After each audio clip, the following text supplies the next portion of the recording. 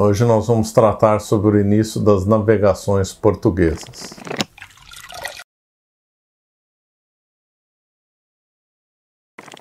As navegações portuguesas deram início a uma nova fase das comunicações globais, um novo ciclo na história da humanidade.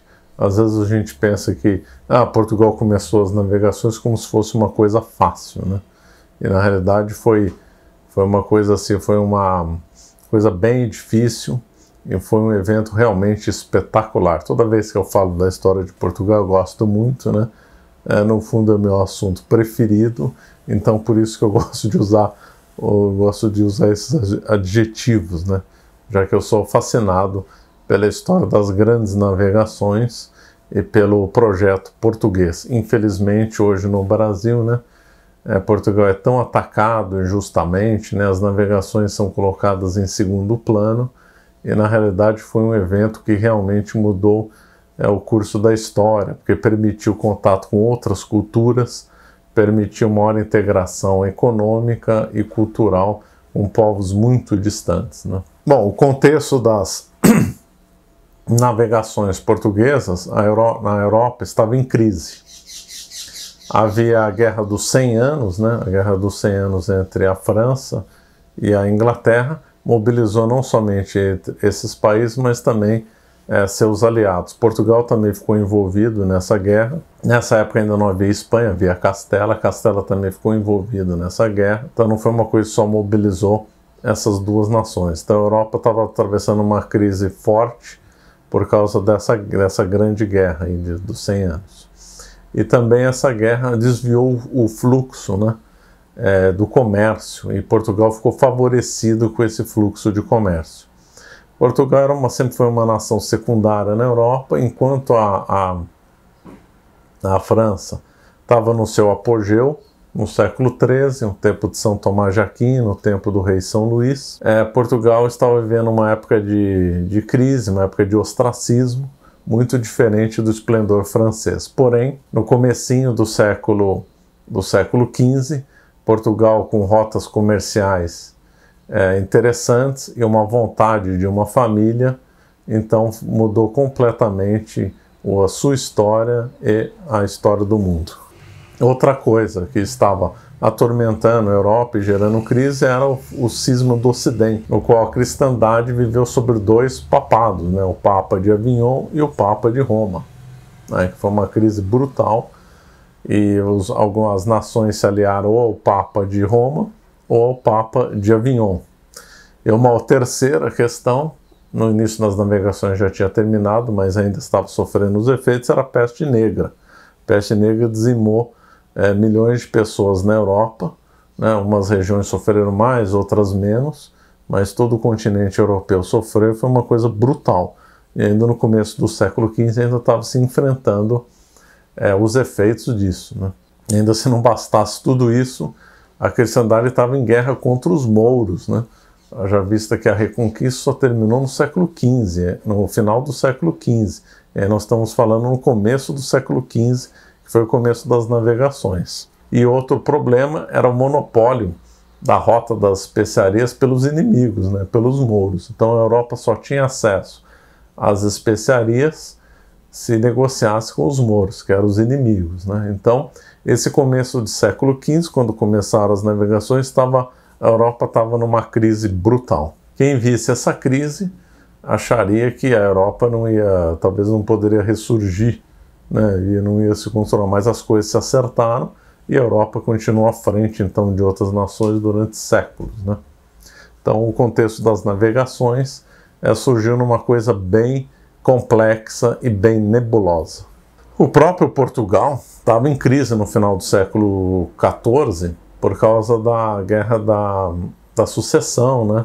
Então envolveu entre castelhanos, né, de um lado, e portugueses defendendo Dom João I como o legítimo rei. Então houve a guerra, né? Teve a famosa Batalha de Aljubarrota, na qual os portugueses venceram, depois foi assinado paz com Castela, e aí Dom João I foi coroado rei, e por causa da família de Dom João I é que começaram as navegações. especialmente por um dos filhos dele, Henrique o Navegador, né?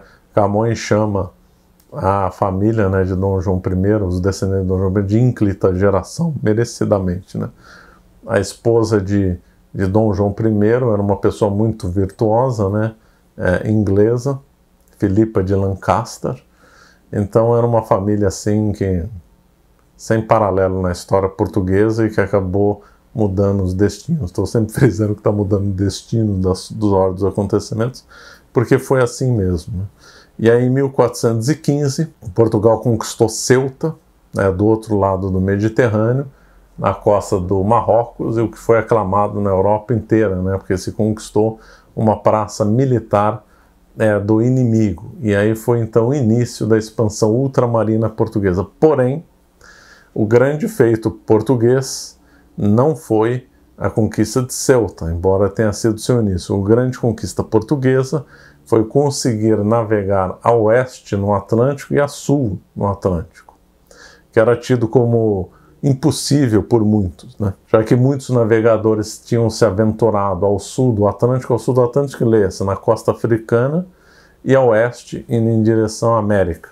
Muitos navegadores já tinham se aventurado e tinham se perdido, então se achava que poderia ser impossível navegar. O ponto do bojador era tido como non plus ultra, aquele que não se pode ultrapassar. Então o grande feito nesse início das navegações não foi a conquista militar de Ceuta, mas sim foi conseguir navegar ao oeste e ao sul, graças a Dom Henrique, dito navegador, embora ele mesmo tenha pouco navegado, né? Ele atravessou o Mediterrâneo algumas vezes, mas ele que orientou os esforços de navegação em Portugal. Contratou gente que sabia fazer mapa, contratou matemáticos, contratou marinheiros de primeira ordem, os escudeiros dele eram pessoas valorosas, fez um monte de experimentações. Durante o começo da atividade dele foi desenvolvida a caravela, que foi uma invenção genial que permitia navegar a bolina. Navegar contra o vento a 45 graus, né? A caravela era um barco pequeno, bem menor que os galeões e outras naus, mas que tinha facilidade de navegar contra o vento, a bolina, né, com vela romana. A vela romana é a vela triangular. A vela romana sempre foi, o próprio nome diz, né, era muito empregada no Mediterrâneo, mas quem aprimorou mesmo as funções da vela triangular foi Portugal, né? E aí a criação da caravela foi uma coisa realmente revolucionária. Depois vieram outros barcos, mas o mito da caravela ficou. Aí Portugal aprendeu a navegar com barcos mais pesados, a caravela foi perdendo a sua importância, mas o mito da caravela permanece, né? E de fato foi um barco assim revolucionário. E os marcos disso são a conquista da Ilha da Madeira em 1419, né? A Ilha da Madeira, se tem quase certeza que já era conhecida dos europeus, porém não havia um comércio ou uma possibilidade de fazer a coisa sistematicamente. E Portugal foi a primeira nação do mundo a conseguir navegar ao sul e ao oeste do Atlântico de modo sistemático, ou seja, sabia ir e sabia voltar. Então a Ilha da Madeira foi uma conquista importante em 1419, e depois, pensando assim, sempre a oeste, né, no Atlântico, e depois a conquista do Açores, né, pouco mais tarde, em 1431, Portugal conquistou Açores. Aí sim, o Açores não era conhecido dos europeus, então foi uma descoberta primeira de Portugal, e aí realmente com isso Portugal viu que era possível navegar a oeste, ir e voltar. Aí a última etapa dessa navegação oeste seria no futuro, né, a descoberta da América e a capacidade de navegar para a América, podendo ir e voltar. Do lado do sul, aí nós temos o episódio famoso, né, cantado em prosa e verso, que é o Cabo do Bojador, fica no sul do Marrocos, que era tido como non plus ultra. E aí Gil Eanes conseguiu ultrapassar o Cabo do Bojador em 1434 e conseguiu voltar. Depois de várias tentativas, não foi fácil. Foi uma coisa que foi feita por várias tentativas, mas conseguiu voltar. Foi um grande feito, né? E merecido ser cantado por prosa e verso. E depois da possibilidade de navegar além do Bojador, Portugal foi em direção à costa da Guiné. Então Portugal também conquistou praças militares no norte do Marrocos. Só que essas conquistas do norte do Marrocos, embora tenham sido grandes feitos militares, não foram grandes feitos de navegação. Por quê? Porque a navegação no Mediterrâneo era conhecida desde os romanos, né? Os romanos sabiam navegar até a Inglaterra. Então não foi um grande feito de navegação. Os grandes feitos de navegação iniciais foi a oeste, Açores e Madeira, e ao sul vencer, ultrapassar o Cabo do Bojador, né?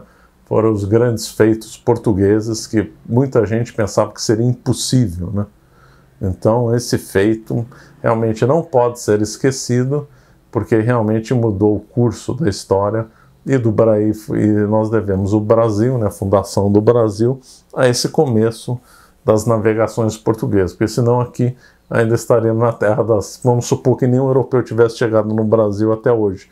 Aqui estaríamos na selvageria, como nós vamos comentar nas próximas aulas. E outra coisa que as navegações propiciaram foi o romper o monopólio do comércio dos mouros.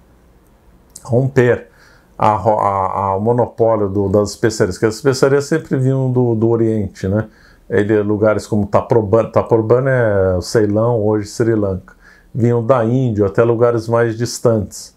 E todas essas especiarias que chegavam na Europa eram negociadas pelos mouros, que os mouros controlavam todo o Oriente Médio. Os católicos não conseguiam fazer comércio sem os seus inimigos.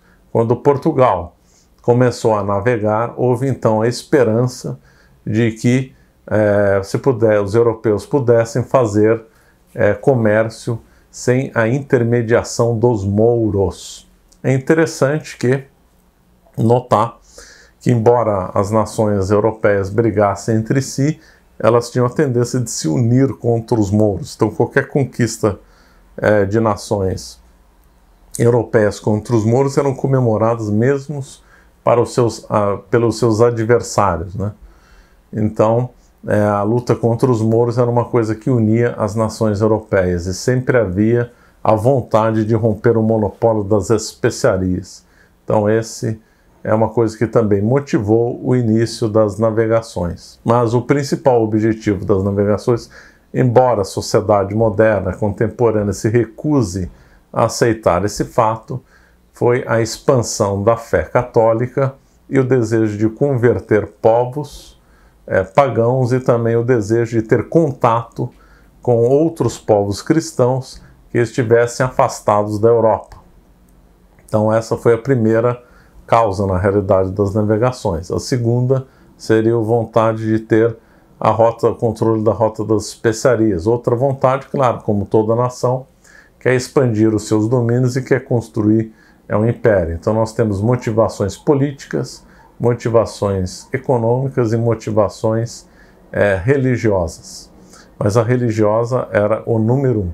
E há também uma outra motivação muito ligada à figura de Henrique o Navegador, que era a vontade, né, de romper esse falso mito da impossibilidade de navegar no Atlântico. Isso era uma vontade pessoal dele e de muitos portugueses, né, de romper esse mito de querer navegar, de querer expandir os horizontes, né, ainda que isso não tivesse nenhum outro efeito. Essa era uma vontade muito dele e de outros portugueses. Vamos romper esse falso mito que vem desde romanos e gregos e que foi consolidado ao longo da Idade Média. Vamos romper isso, custe o que custar, ainda que isso não tenha gerado consequências. Gerou, mas ainda que não tenha gerado. Eu acho que essa seria a quarta principal razão, que é muito esquecida, né? Então, a modo de síntese: primeira, religiosa; segunda, política; terceira, rota das especiarias; e quarta, a vontade de romper os horizontes da navegação. As quatro, Portugal foi vitorioso. Essa aqui apenas uma amostra grátis, vamos dizer assim, uma pequena pincelada, né, do comecinho da história de Portugal e das navegações, né. Eu tenho várias aulas gravadas sobre Portugal na internet, as principais estão na Monfort, né, Tem o meu livro também, Impérios Coloniais, que eu também trato disso. Então, quem tiver interesse pode ver no meu livro, o Impérios Coloniais, ou nas aulas gravadas na Monfort. Então, se você gostou desse vídeo, por favor, se inscreva no nosso canal e nos siga no Instagram. Muito obrigado.